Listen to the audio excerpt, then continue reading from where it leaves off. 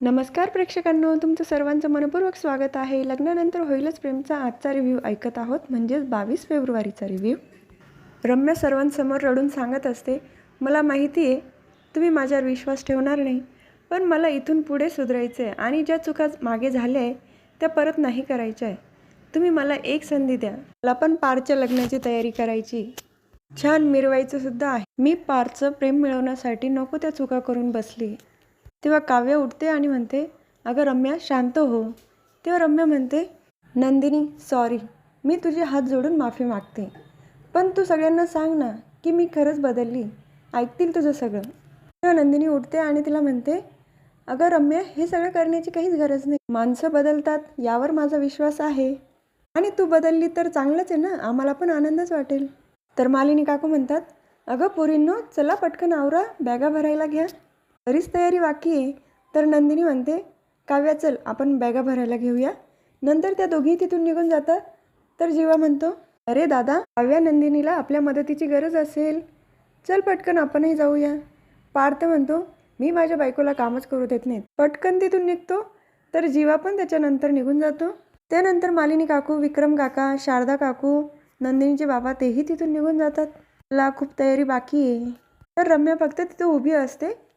तिच्या मनात काहीतरी विचार चालू असतो, पण आपल्याला काही ऐकवलं नाही ते. काव्या रूममध्ये बॅग भरत असते. तेव्हा ती पार्थला म्हणते, अहो देशमुख, मला असं वाटतं रम्या बदलली असावी.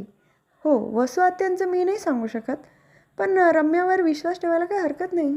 तेव्हा पार्थ म्हणतो, नाही काव्या, रम्या कधी बदलू शकतच नाही, तिच्यावर विश्वास ठेवता येणार नाही. तर काव्या म्हणते, अहो देशमुख, सोडा ना तिचा विचार, कशाला फुटेज द्यायची तिला, आपलं लग्न होणार आहे त्याचा विचार करूया ना. तेवढ्यात तिथे जीवा आणि नंदिनी दोघंही येतात. तेव्हा जीवा म्हणतो, नाही काव्या, रम्यावर आपलं लग्न होईपर्यंत तरी विश्वास ठेवू शकत नाही आणि तिच्यावर बारीक लक्ष पण ठेवावं लागेल. तर दुसरीकडे वसू आत्या रम्याला म्हणत असतात, काय ते चौघं पुन्हा लग्न करतात आहे आणि सोहळ्याचं नाव काय म्हणालीस. तेव्हा रम्या म्हणते, पुनर्मिलन सोहळा. किती छान कल्पना आहे ना ही, मागचं सगळं विसरून परत लग्न करायचं. तेव्हा वसू आत्या म्हणतात, अगं रम्या तू ठीक आहेस ना, काय बोलते तू. तेव्हा रम्या म्हणते, हो, मी या लग्नविधीमध्ये अगदी मनापासून सहभागी होणार आहे आणि त्यांनी पण मला सामील करून घेतलं यामध्ये. तेव्हा वसू आत्या म्हणतात, तुला वाटतं ते तुझ्यावर विश्वास ठेवतील. रम्या म्हणते, ते काही वेडे नाही आहे माझ्यावर विश्वास ठेवायला, आता त्यांच्यामध्ये माझ्याबद्दलच चर्चा चालू असेल. तर दुसरीकडे पार्थ म्हणतो, ज्यांना ज्यांना रम्या बरोबर वाटते त्यांनी हात वर करा. तर कोणीच हात वर करत नाही. तेव्हा पार्थ म्हणतो, नंदिनी तुम्हाला पण रम्या खरी वाटत नाही ना. तेव्हा नंदिनी म्हणते, हो, असं पटकन तिच्यावर विश्वास ठेवू शकत नाही ना. तर जीवा म्हणतो, अरे दादा, आपण कशाला आता निगेटिव्ह विचार करायचा, सोड ना ते, आपलं लग्न आहे आणि आपण सगळे मस्त छान एन्जॉय करूया. नंदिनी तू जाऊ नको ना, मला खूप आठवण येईल तुझी. तर नंदिनी म्हणते, माझं पण तिकडे मन नाही लागणार हो. तर पार्थ पण म्हणतो, या रूममध्ये तुमच्याशिवाय मला पण नाही करमणार हं. तर काव्या म्हणते, पल भर की जुदाई आहे, फिर लौट आना आहे. नंतर चौघेही बाहेर निघतात.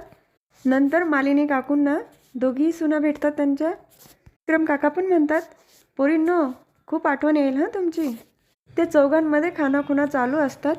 त्यानंतर नंदिनी, काव्या, तिचे बाबा, आई सगळे तिथून निघून जातात. तर मालिनी काकू या दोघांना म्हणतात, चला आता गेल्या त्या. तर दुसऱ्या दिवशी सकाळी काव्या निवांत झोपलेली असते. ती उशिरा उठते. त्यावेळेला नंदिनीने फेस मास्क लावलेला असतो. काव्यासमोर बघते आणि भूत भूत अशी ओरडायला लागते. तेव्हा नंदिनी म्हणते, ए गप्प बस, काय मोठमोठ्याने ओरडते. काव्या म्हणते, हे मोहितेंच्या घरी कोणाचं भूत आणून ठेवलं आहे. तर नंदिनी म्हणते, मोहितेंचं घर आहे ना, मग त्यांच्यापैकीच एकाचं भूत असेल. त्यानंतर तो फेस मास्क काढून टाकते नंदिनी. काव्या समोर आरसा धरते. तर नंदिनी म्हणत असते, पण कोणाचं तरी लक्ष अजून देशमुखांच्या घरीच अडकलं आहे. झोपेत देशमुख, जागा असताना देशमुख, सगळीकडे नुसते देशमुखच दिसतंय. चल उठ पटकन, मुलगा बघायला जायचंय ना आपल्याला. तर काव्या लगेच लाजते, गप्प बस ग ताई, कोणीतरी मोहितेंच्या घरी सकाळी सकाळी भूत बनून फिरते, ते चालतंय का. सांगू ताई, पहिल्यांदा प्रेमात पडलेली मुलगी कशी छान दिसते तशी दिसते तू. नंदिनी म्हणते, माझी पण इच्छा होती की मी माझ्या काव्याला प्रेमात पडताना बघावं, ती कशी दिसते ती. तू पण खूप छान दिसते काव्या. काव्या नंदिनीच्या डोक्यावर टॉवेल ठेवते आणि म्हणते, कोणीतरी किती ब्लश करतंय, माझ्यापेक्षा जास्त तू ब्लश करते ताई. तर नंदिनी खूपच लाजत असते.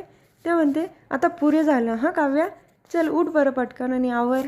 तर दुसरीकडे पार्थ छान तयार होऊन बसलेला असतो आणि पेपर वाचत असतो. तिथे मालिनी काकू येतात. ते चहा देतात त्याला. काय मग पार्थ, कसं वाटतंय? रात्रभर काव्याच्या आठवणीत झोप लागली नाही वाटतं. आईला मन पण वाचता येतं बरं का. पार्थ खूपच लाजत असतो. अगं हो नाही, काल रात्री ना काव्याची इतकी आठवण येत होती, या कुशीवर ना त्या कुशीवर, त्या कुशीवर ना या कुशीवर, झोपच लागली नाही मला. मालिनी काकू म्हणतात, अरे मला पण असंच होत होतं. आशा कांदे कापायला घे गं. तेव्हा पार्थ म्हणतो, काय तेच तेच नेहमीचं कांदे पोहे, काहीतरी वेगळं कर ना. उगाच ते पोहे खाल्ले का ॲसिडिटी, जळजळ. बघ आलं पाय तुझं लेकरू. तिथे जीवा येतो. मालिनी काकू म्हणतात, काय मग आज अगदी वेळेवर आला जिममधून. घे चहा घे. जीवा चहा पितो आणि बशीमध्ये थोडा चहा टाकतो. तो हात बाजूला करतो. तेवढ्यात तिथे विक्रम काका येतात आणि तो चहा पिऊन घेतात.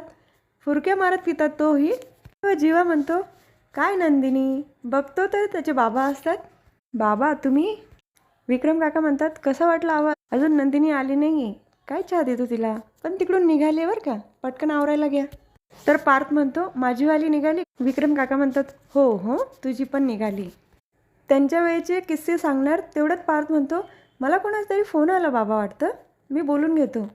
तेव्हा जीवा पण म्हणतो, मला पण एक महत्त्वाचा फोन करायचा आहे, मी पण आलो लगेच. असं म्हणून दोघंही तिथून निघून जातात. तर मालिनी काकू म्हणतात, दोघं मुलं तुमच्यावरच गेली हां, खूप अधीर झाली आहे लग्नासाठी. तर दोघंही हसतात. तर दुसरीकडे किचनमध्ये रम्या पण असते. आशाने बाकीची छान तयारी केलेली असते आणि रम्याला बघून मालिनी काकू तर शॉक होतात आणि तिला विचारतात, रम्या तू काय करते इथे? रम्या म्हणते, अगं मग पाहुणे येणार आहे ना, त्यांना सरबत नको का द्यायला, छान ते पण गारगार होतील. तर मालिनी काकू म्हणतात, बरं ठीक आहे कर. पण आशाला तिचं मनातलं कळालेलं असतं. आशा लय हुशार दाखवली हां. ती म्हणते, रम्याच्या मनात काहीतरी वेगळं चाललं आहे, मला तर काही खरं वाटत नाही. तेवढ्यात पाहुणे आलेले असतात आणि आशा मालिनी काकूंना आवाज देत राहते, वहिनी लवकर खाली या, पाहुणे आले.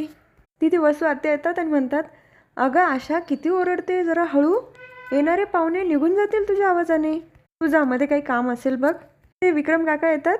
तेव्हा वसू आत्या म्हणतात, अरे मालिनी कुठे आहे? तितक्यात मालिनी काकू खाली येतात. विक्रम काका म्हणतात, अगं मनू किती छान दिसते तू. वसू आत्या म्हणतात, चला पाहुणे आले चला. दरवाजाजवळ काव्या नंदिनी तिचे आई बाबा दोघंही आलेले असतात आणि काव्या नंदिनी खूपच छान दिसतात. मालिनी काकू विक्रम काका बघतच राहतात त्यांच्याकडे. अगं या या या. नंतर त्या दोघी आल्यानंतर मालिनी काकूंना भेटतात. खूप छान दिसतात ते माझ्या दोन्ही लक्ष्मी. तेव्हा काव्या म्हणते, आमचं ठीक आहे, पण कोणाची तरी मनू खूप छान दिसते. विक्रम काका म्हणतात, चांगलं आहे पोरींनो, बाबांकडे तर लक्षच नाही. नंदिनी म्हणते, नाही हो बाबा असं काही नाही, कारण मनूचे विकी पण खूप छान दिसतंय बरं का. विक्रम काका मालिनी काकूंना फ्लाइंग किस देतात. काय हे तुमचं? त्यानंतर सगळे बसतात. काव्या नंदिनीच्या नजरा दोघांना शोधत असतात. तेव्हा बाकी सगळ्यांचं लक्ष जातं. ते त्यांच्याकडे बघत राहतात. तेव्हा सगळेच हसायला लागतात. तर विक्रम काका म्हणतात, अगं बोलव तुझ्या मुलांना बोलव, मुलींच्या नजरा शोधताय त्यांना. मालिनी काकू आवाज देतात, या रे पोरांनो, आणि आशाला सरबत आणायला लावतात. तर रम्या सरबतचे ग्लास भरून आणत असते. आशाला तिच्यावर डाऊट आलेला असतो. जीवा आणि पार्थ छान तयार होऊन येतात. तेव्हा काव्या नंदिनीला खुणवते, थोडा ॲटिट्यूड दाखव. त्या दोघी पण अशा ॲटिट्यूडमध्ये बसतात. छान वाटतं हा बघण्याचा कार्यक्रम बघून. पार्थ आणि जीवा तर इतके छान लाजत असतात, त्यांच्याकडे बघून तर हसायलाच येतं आपल्याला. तर हा भाग इथेच संपतो. पुढील भागात बघायला मिळतं जीवा आणि पार्थ सर्वांना सरबत देतात. काव्या नंदिनी त्यांना डोळा मारतात. तेव्हा जीवा म्हणतो, आगावच आहे बायका. तेव्हा पार्थ म्हणतो, बहिणी बहिणी आहेत ना. तर आशा ओरडून सांगत असते, ताई सरबत पिऊ नका तुम्ही, रम्या ताईंनी ते सरबतामध्ये विष टाकलंय. सगळेच आश्चर्याने बघतात. रम्या रडून सांगत असते, खरंच सांगते मी काहीच केलेलं नाही आहे. तेव्हा आशा म्हणते, हवं त्यांच्या खिशामध्ये चेक करा, छोटी बाटली आहे. नंदिनी चेक करते तर खरंच तिच्या खिशामध्ये छोटी बाटली निघते. धक्क्याने बघतात. वसू आत्यांना सुद्धा खरं वाटत नाही हे. तर हा भाग इथेच संपतो. उद्या पुन्हा भेटूया लग्नानंतर होईलच प्रेमच्या पुढच्या रिव्ह्यूमध्ये. तुम्हाला माझा आजचा रिव्ह्यू आवडला असेल तर माझ्या व्हिडिओला लाईक करा, शेअर करा, सबस्क्राईब करा, बेल आयकॉन दाबायला विसरू नका. टाटा बाबा अँड टेक केअर.